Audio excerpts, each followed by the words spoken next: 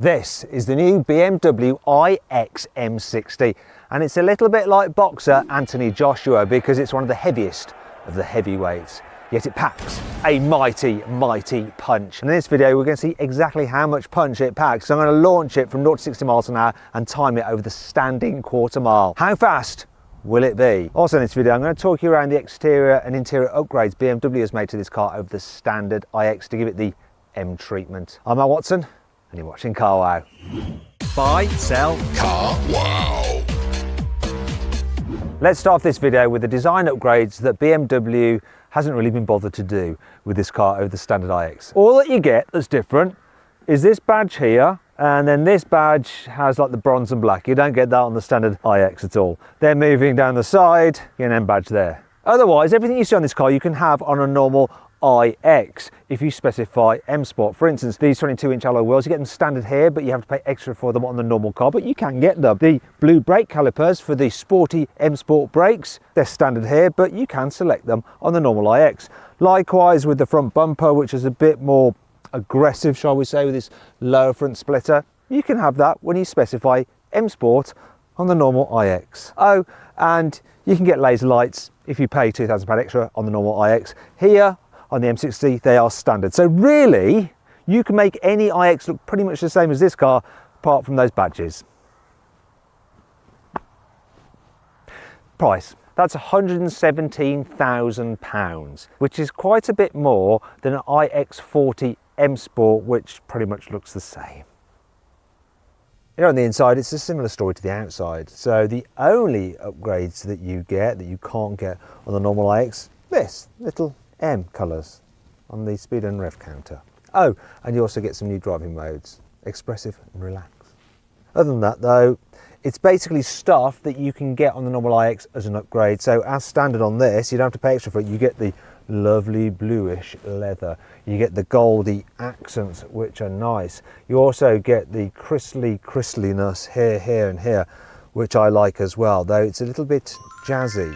Here in the back seats, it's standard iX really, so loads of knee room, headroom, big spacious bench seat, flat floor with lots of room to stretch out for absolutely everybody, really, really comfy. USB ports there and some place to hang a special thing off there. Posh feeding folders on the back seats, big door bins, all quite nice. And while we're at it, look, we've got that with that. That's how I'm going to explain things from now on, just point at things and go that. It's that, there's that as well. Actually, I forgot to mention that. You see, if I press that, then you can see that. But if you think, oh, that's a little bit too much like that, you can press it again and it won't be so much of that and more of that. It's good, that. Journalism. The M60 has no changes when it comes to the boot of the car, so it's the same 500 litres that you get with a standard iX, which is kind of big enough, but to put it into comparison, an EQS SUV from Mercedes has 880 litres of space, so that's 76% larger than this boot. So at least you have no load lip, which is handy when you're lifting things in and out. And amongst your 500 litres, there's some storage under there for all your cables. The rest of the features, well, you've got a solid parcel shelf, which is a bit of a faff to remove, and look, you have to remove that one from there. Oh, and the store. See? There is not 5 annoying things about this car. Some sportier versions of normal cars tend to have slightly more contoured rear seats to help keep the back passengers in place when the driver decides to hoon the car through some corners. This one doesn't though. It's completely flat, look, not any support at all. So the rear passengers could end up going like this when the driver starts having some fun. And this is not fun. I'm not having fun, not like this. You get the idea. Efficiency really matters with an electric car, and unfortunately, because it's got the larger wheels as standard, which are less aerodynamic than the smaller wheels, the drag coefficient of the M60 is 0.27 CD compared to the 0.25 for the standard car. The M60 can make passengers feel like second-class citizens because while the car comes as standard with a massage function for the driver's seat, the passenger, they don't get the massage. Apparently it's not even available as an option. Sod the passenger. The rear windows only go down this far. That's like halfway. But BMW haven't even tried. One of the great things about BMW's M badge cars, not just the full fat M's but the M lights, is that you can always turn off the stability control to have some crazy ass fun. However, there is no button for the stability control in this car, not even in the infotainment menu. How can this car have an M badge? How? However, it's not all bad. Here's 5 cool things about this car. For instance, BMW have fitted it with what it calls an actuator-based wheel slip limiter. So apparently it's even better than normal traction control at stopping the wheel spinning, yet without reducing power, so you can get maximum traction off the line without it bogging down. You know, so you can put in those good 0 to 60 times. Unlike the normal iX, this M60 actually has launch control. It's dead easy to use. You just put in sport mode, left foot on the brake and floor the accelerator. Then you get this eerie tension noise just to add to the suspense. Also, it vibrates the rear wheels to make it feel like the car's shaking, straining at the leash, ready to take off. It's so weird. Feels kind of cool the way it vibrates you. The M60 has slightly recalibrated air suspension to make it feel a little bit tauter, sportier and fun when you're driving on a twisty road. The M60 gets Bowers & Wilkins Diamond 4D surround sound system as standard. So you get 30 speakers, including some in the headrest, and little shakers in the seat backs to make you feel the bass through your spine. Another upgrade the M60 gets as standard is the interior security camera, which sends a live video feed to your phone so you can tell if someone is driving it without your permission. Could be used if someone's trying to steal it, but more likely if, say, your son decides to take the car for a joyride when they're not supposed to. It's very likely. It's the kind of thing I'd have done, so my dad and did do. He just had no way of telling. The main reason to buy an M60 over the normal iX50 is the fact that it's got a lot more performance. So the 50 has 523 horsepower and 765 newton meters of torque. The M60 though has 619 horsepower and 1,100 newton meters of torque, which is insane. Has the same battery capacity as the 50 though, at 105 kilowatts, and slightly reduced range because of the extra performance. So BMW says it will do 348 miles on a full charge. The charging system's the same as well. So DC can do 195 kilowatts. For AC charging, it can only do it to a maximum of 11 kilowatts, whereas competitors from Mercedes and Audi can charge up to 22 kilowatts, which is obviously quite handy. Also, this seems to have the biggest charge flap of any car I've ever seen. Look at that. It's obscenely large. BMW says the iX60M should be able to do 0 to 60 in 3.8 seconds, but let's find out for ourselves, shall we? Got my specialist timing gear here. I'm going to launch it, so left foot on the brake, floor the throttle. Oh, whoa, that sounds powerful. Just electric things going on. Release the brake. 0 to 60, 3.56. What's the quarter mile? I quite like the sound effects actually. Do you think I would? They really do suit it. Woo, 11.93. Wow, I'll tell you what I'm going to do now as well while I'm at it. Let's do a brake test from 60 miles an hour.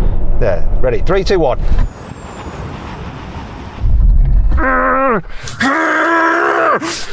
Serious brake test face. Blimey, 60 to 0, 31 metres for a big heavy car. That's so impressive. Let's move on. God, that's brutal.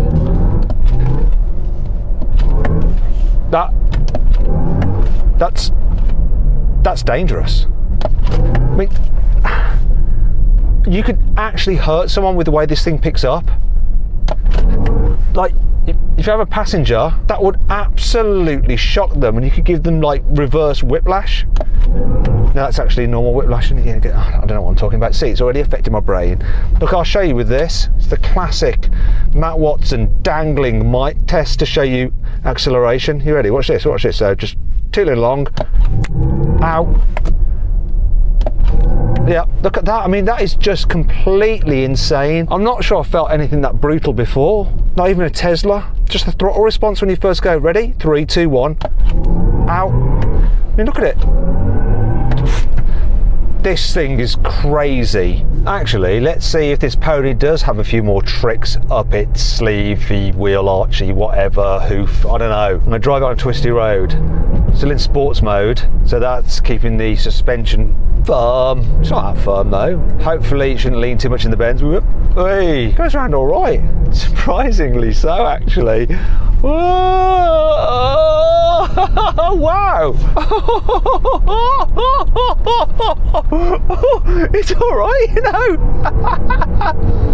Oh my goodness! I can feel the stability control kind of like limiting the throttle I can have. That is more fun through the corners than you'd imagine it would be based on just the look of it and the size of it and the weight of it. And of course when I'm braking as well, I'm recouping lost energy and put it back into the battery, and so it's all very kind of like carbon neutrally. Brilliant. Whoa! Oh, and the punch out the bends. That's epic. There is one thing about this noise that this car makes, and I think I need to change gears just by the way it sounds like you're revving up an engine. Obviously the engine on a spacecraft. I can't believe the grip it has, and the traction is so good. Whoa! Right, I'm going to back off. So what I'm going to do now is try a different mode. I'm going to go into efficient. Now it's silent. The suspension has got softer. The motor response is more subdued. It's more chill.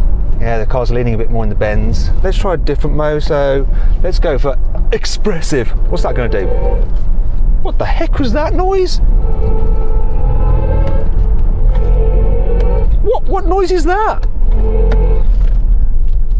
It's like you've got about 10 people on a 1980s synth just playing a bunch of chords together. I have no idea what chassis or throttle response settings I'm in with expressive because I'm too busy focused on the noise. I think BMW have actually done really well with this sound thing. Whatever they paid Hans Zimmer, it was worth it. Let's just try one more mode. So, do it down here. Right, relax. What is relax like? Do you know what? That's the noise that plays inside my head whenever I step into an empty church.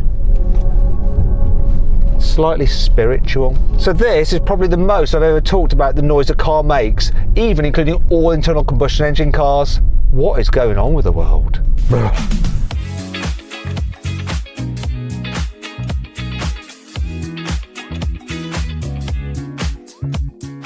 So then, what's my final verdict on the BMW Ix-M60? Should you avoid it? Should you consider it? Should you shortlist it? Or should you just go right ahead and buy it? Well, I reckon you should shortlist the M60. It does deliver a lot of performance, but if you want a performance SUV, you may be better off still with an old-fashioned internal combustion engine.